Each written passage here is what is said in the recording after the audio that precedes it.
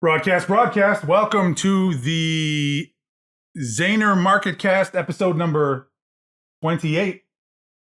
Your one and only spot to keep up with all of the agricultural market news. I am Joe Nikruto, and this is Dan Hussey, everybody. Great to have you.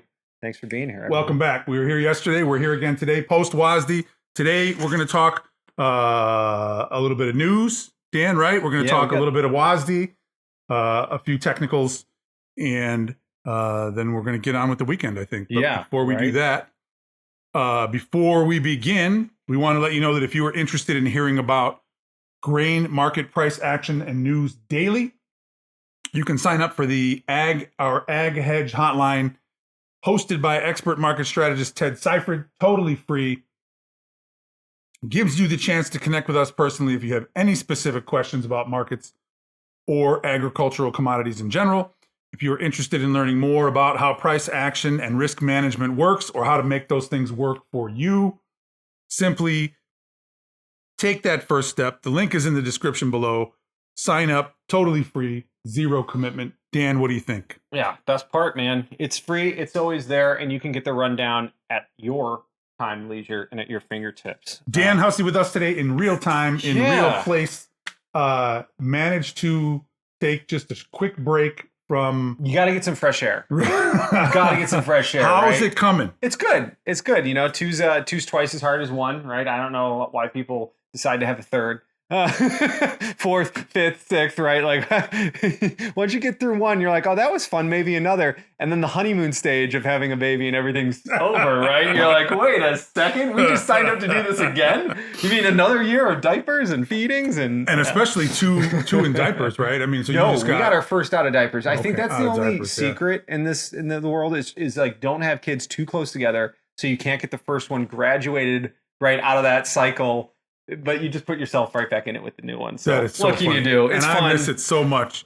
I think about how bittersweet it is that mine are late teenagers and in college and graduating high school. And I look back fondly, and people would say, enjoy it because it goes fast. Right. The days are long, the years are short, right? And you would think, oh, well, I haven't slept a whole night in 2 weeks. It's not going that fast. But sure enough, boom. In the blink of an eye. Yeah. It's over. The first one's 2. The second one's already a month old. Yeah, we're going to be off to college before I know it, man. Before you know it. In the blink of an eye. So how about a little news? Yeah. Let's see. We've got...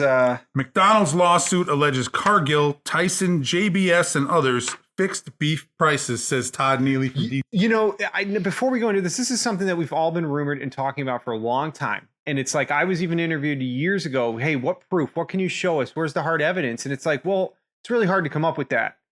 Maybe, folks, the tide is changing. Might not be that hard because McDonald's wants to talk about it. McDonald's complaint said that companies implemented a conspiracy by coordinating, manipulating, or agreeing to pay less than competitive prices. That is not legal for the main or primary input in producing beef, namely slaughter-ready cattle. Lawsuit alleges it was done for purposes of fixing, increasing, stabilizing, or maintaining above competitive levels on their margins and the price of beef sold to McDonald's. Defendants and their co-conspirators implemented their conspiracy by collusively reducing the slaughter-ready cattle and beef supply, which over time artificially elevated the price of beef that they sold to plaintiff, McDonald's, and others. The food companies already face similar lawsuits from U.S. consumers and cattle producers as part of an ongoing antitrust case playing out in Minnesota. Lawsuit includes a graphic showing slaughter volumes of 4 of the companies moving in tandem starting in 2015 and continuing through 2019. In addition, the lawsuit shows average annual slaughter volumes of independent packers rising to about 4.5 million head annually from 2015 to 2019, compared to about 3.1 million head annually from 2007 to 2014. Because the cost of beef production is predominantly made up of the cost of fed cattle, defendants' profitability is driven by the meat margin, which is the spread between the price that packers pay for fed cattle and the price they charge for beef. Meat margin is sensitive to changes in industry aggregate slaughter levels, and Tyson Fresh, Swift Packerland, CMS, and National Beef can and have, through collusion, increased it. Whoa. Wow. right? So, And that's only one side of the coin, right? They haven't even begun to discuss other things like the input costs and what they could be doing in terms of, right, if they're trying to price fix on the on one side of the balance sheet, including the slaughter pays, there could have been price fixing and other things being done, and how they're purchasing inputs like grain. I don't know. It's just one of those things you lose that faith, and you start to realize that there are maybe some bad players involved. We'll see, right? It's all alleged allegations, right? Up to this point. like a lot of things, it's all bar talk until you get until you get to court. But once you get to court, and then they start gathering evidence. But the thing that really very serious. Grinds my gears, though, is the JBS of the world involved. Non-U.S. based entities getting involved in U.S. markets and proverbially messing around with in our yard. That does not sit well with me. And I think across the board in America right now, we have this problem of foreign institutions somehow meddling in our business. It's got to stop, man. This is getting out of control. It's different it's difficult when you have the open markets that we have. Right. Really what we say is... Because it's a catch-22, right? That's capitalism. Can play as long as they got the dough. 100%. Right? But then there are certain rules that American interests are expected to play by, and you would expect that those same rules would apply to international participants. Right.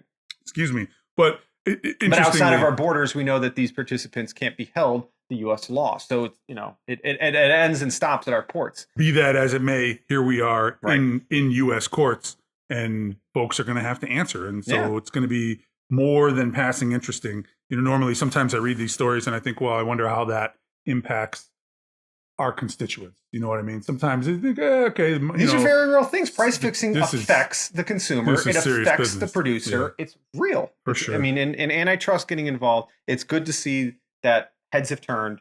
And you know what? There should be nothing wrong. If everything's above the board and okay, be no problem here. Answer right? For the yourself investigation in court. should be closed and shut very quickly, right?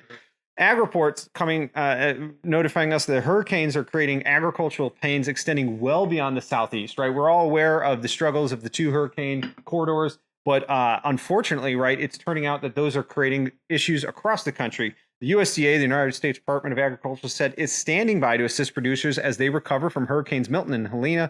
While the immediate destruction may be visible, secondary impacts of the storm will likely play out over time. Hugely productive areas in the country in terms of agriculture and a variety of different fruits, vegetables, livestock, products, and crops. Agricultural expert Andy Vance said, broiler meat is kind of centered in the southeastern U.S. from the Carolinas on through Arkansas.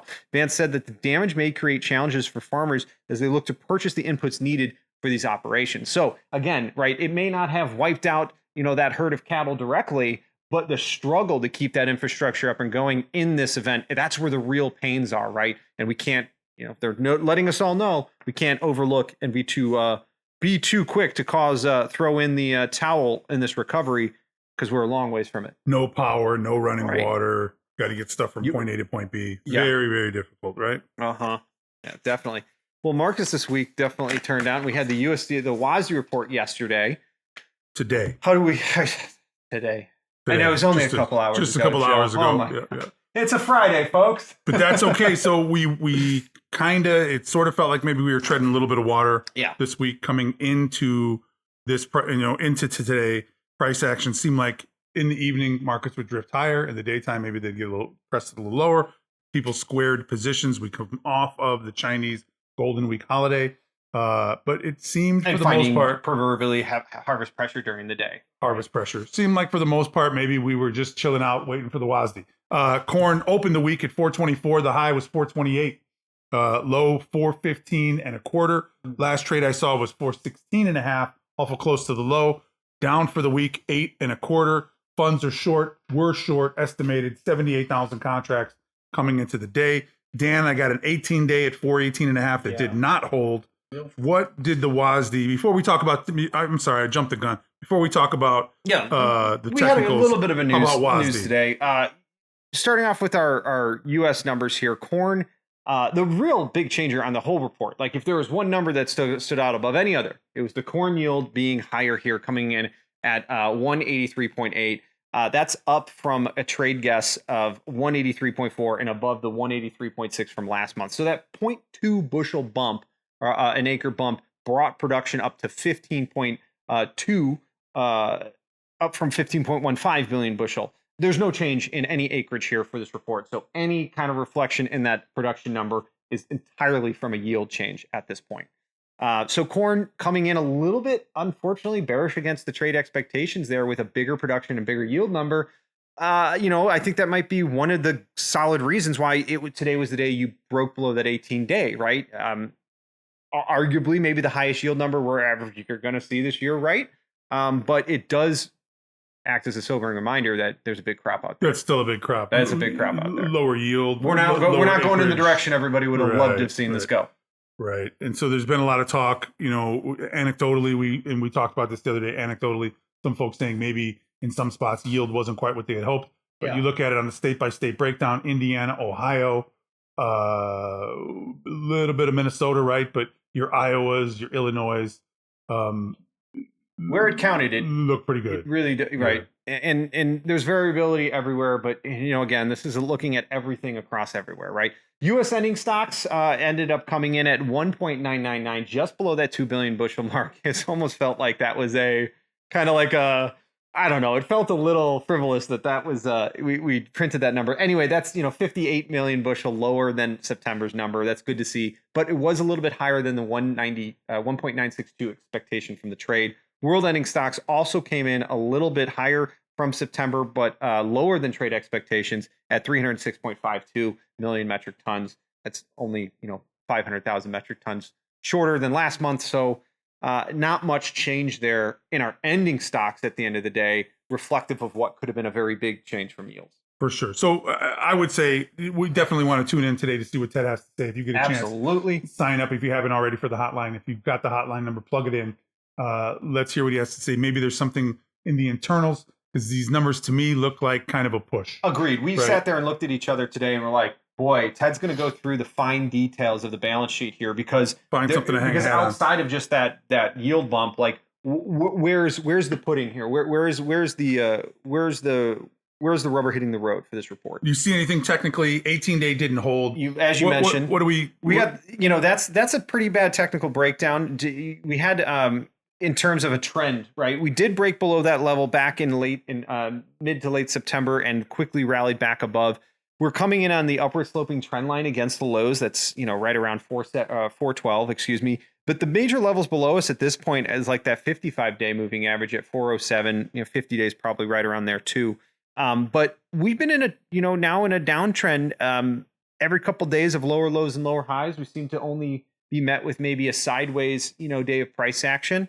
Intermediate wise, I would consider this trend to still be up, but in very correct. The last few days, right, we're starting to put that tip in.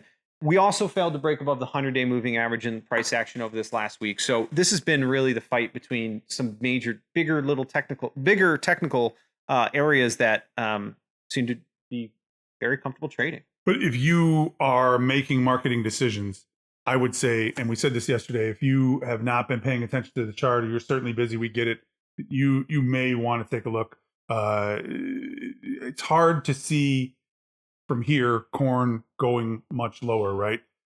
But prices that we have are still an opportunity for many to put a floor in, protect break-even costs, right? In case that, not saying it's going to 350 corn, but if it does, this is an opportunity to have hedged against $4 to some extent, or to have done something. Right. It would not be the first time that we've sat here and said fundamentally we think that this market could hold up. Hasn't rained in South America yet. Certainly forecasts call for rain. We get that. Not until it falls. What I would say is that in terms of money flow, if the funds are short less than 100,000 contracts and they decide for whatever reason that they have to be short 200, 250. I was going to say they have a 250,000 more contracts they can go. And then we sit here 2 or 3 or 4 weeks from now and we lament that it's money flow. Let's pay attention here at 420. And both of us, I think, and 410 can agree. We hope we were dead wrong in the fear here, right? Like this is not a fear mongering thing because that 200-day would up at 450 does not seem that far away still.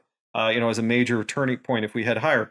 But corn's got to prove it to itself. That carryout number is not bullish. No, right, right. Anything over 550 for the corn, beans, which we'll get to, and 2 billion bushel for the corn. Just look back through history, right? That's not a number you get in a bullish market. Beans opened the week at 1033.5. The high was 1039.5. Low 10.04, closed at 10.05. Another not great look on the close. Down 32 cents on the week. Funds short about 46,000 contracts there, estimated. WASDE? Yeah, 53.1 there in the soybean yields. So, okay, 0.1 bushel an acre lower against September, and more or less more or less right in line with trade expectations, right?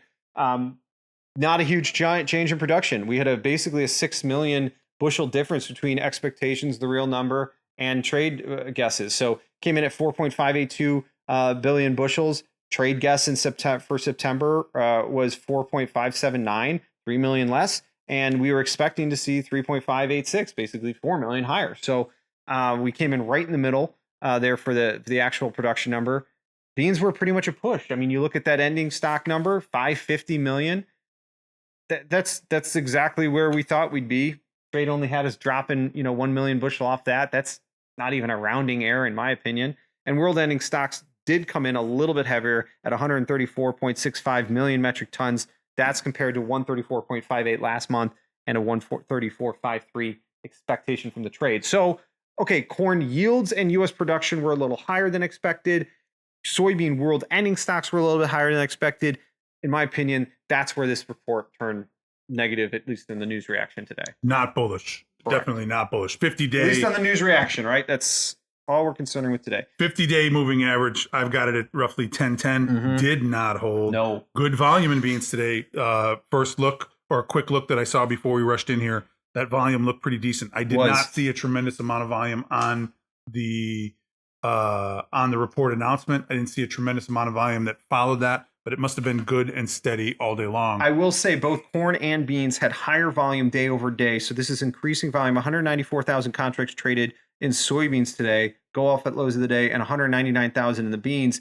Both those numbers are higher than the prior 2 days worth of, not volume combined, but like its volume trended higher with a break below these levels. Prices trending lower. It's really hard. It's really, really hard, guys, to sit here and say, hey, I'm not worried that price might go lower, right? We would be remiss if we didn't mention that there were nice export announcements this morning, flash sale announcements to unknown. 132,000 beans, or 136, and then 477. What was it? 477. Yeah, 477. Pretty big number in corn to unknown. So that's nice. So I thought I saw a commercial analyst was kind enough to point out that unknown might be the EU, but what are the odds? What are the odds? Maybe I would assign maybe 50-50. or maybe none. Yeah, maybe none. 50, it's them or not, right? Yeah, like we know the other party. We'll see. So I don't know. What do you see there technically? We talking wheat now? I'm sorry.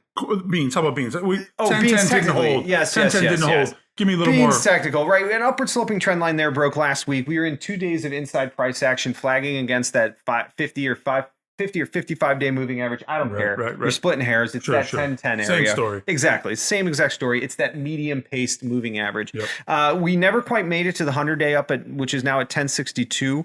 And we're coming back down to test the $10 area, which proverbially is a psychological level in this market, number, right? No doubt about it. You're either going down to 950 or shooting back up above 11, when you were around 10.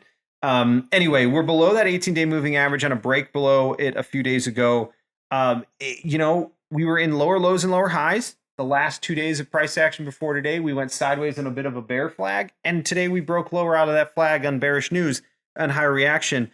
It's hard to see that as anything but a trend having the trend from August through October having failed or reversed now.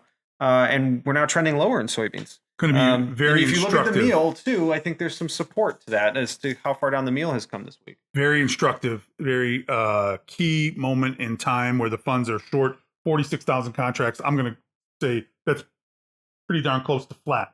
And funds don't stay flat. And so if you start to see more fund buying in the face of this weakness, that will be instructive. If you start to see more funds selling in the face of this weakness, that will be extra instructive. Because funds don't stay flat, and we're not going to have to ask much longer, what are they doing just short 46,000 contracts? So here again, if you've got beans and you're not selling them right off the combine, and you're thinking about storing them, you really want to start paying attention to these charts. Really checking price action day by day. Wheat opened the week 590 and a quarter, high 611 and a quarter, low 584. Last trade I saw was 599 and a half. That's up. Bright spot 9 3/4 on the week. Funds short about 22,000, but outside day down. Increasing volume again on the short side, on the sell side there, 69,000 compared to last few days have been low like that. That is a lighter number in wheat, not a huge volume day, but it was an uptick in participation. Outside day lower, which you pointed out, that breaks a 3-4 day run up of higher highs and higher lows there. We did close above that 599 100-day moving average. That was about the one rosy spot on this chart. But the truth is, wheat seems to be comfortable, stuck between that 589 18-day moving average on the low side and 614 200-day on the upside. Today was technically speaking, right, a bearish win in terms of that outside day lower, but we're right in the middle of a 590 to 610 range for wheat here. I'm not throwing in the towel until we're below that 590 or 589. I was in another spot today talking about technical context, right? So you've got technical context for what this market is doing within the larger fundamental framework. Bingo. And I think it looks like this market is waiting to see what the Russians are going to do, right? So they increased an export tariff, export license fee. I can't remember what that exactly was, by a whopping 41%. Not exactly what the market was looking for. I think they were looking for a little bit more because the reaction was bearish. And then after that reaction from that announcement, you got WASDE and they bared it up even more. I got an 18-day moving average at 589. Yeah. 570 next real support underneath. That 50-day. I didn't see anything in the WASDE numbers that really... No, I mean, the global, U.S. ending stocks came in a little softer at 812 versus 819, 819 expected in the trade, and 828 million metric, or billion, 828 million bushels there in last month. So, okay, that's nice, a little bit less. We're chewing through that wheat pile. But global ending stocks ended up coming in higher than expected and against, almost a 1.56 million metric tons higher than the trade expected, and less global 50 million, usage, right? They cut usage. So, okay, we might have used a little bit more here. Maybe some of that went to exports because global usage is, been cut. Not great to see, right? If we're reliant on an export market and those other outside factors, right? That the global stockpile is going up. Yeah. Less need for demand for wheat globally shouldn't necessarily be bullish for domestic prices. For sure. Anything technically?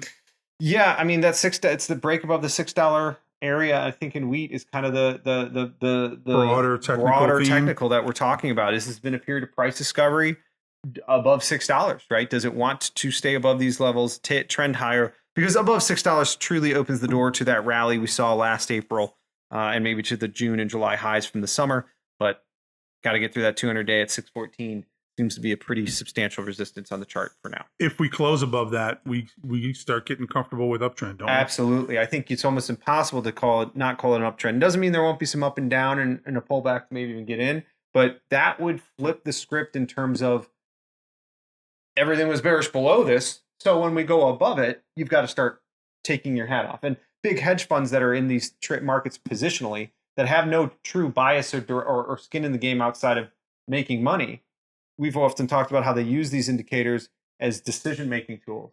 Above and below that 18-day moving average, above and below that 200-day moving average, they could be making portfolio decisions based off of trades that they're not too concerned with the exact price on, right? Take it the other way. Tell me where we go and we say it will never be good again. Right. We go below that 590 area, that 18-day, slide down to 570. The truth at that point, what's stopping that test of $5 in the low end of our range? Forget about it. Yeah, right. We agreed. So it's an uptrend until it's not, with today being a little bit of a warning shot across the bow for the wheat. Very good. What else? Did we miss anything? I would just say I think we'd be remiss just to mention cattle real quick on the technical side. Stay strong. Yeah, staying very strong. But I'm watching closely live cattle in this 188 area. There's a pretty big downward sloping trend line here.